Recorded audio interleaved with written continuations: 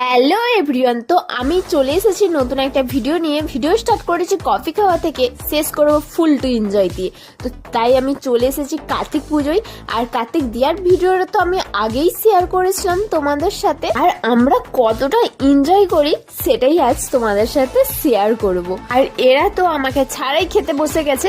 না না গাইস, আমার না একদমই খিদে পাচ্ছিল না, আর তারপরেও জোর করে আমাকে খেতে বস করিয়ে দিয়েছে। আমি খেতে বসেছি, ওরা এসে আমাকে বলছে চলো চলো বাইরে না একটা এক্সট্রা লেভেলের ট্যালেন্টের মানুষ বসে আছে।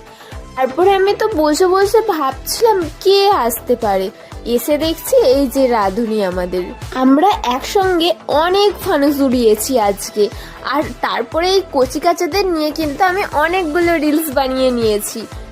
তারপরে এসে আর কি, আমরা সবাই মিলে ডান্স করছিলাম, তার সাথে খুবই মজা করছিলাম।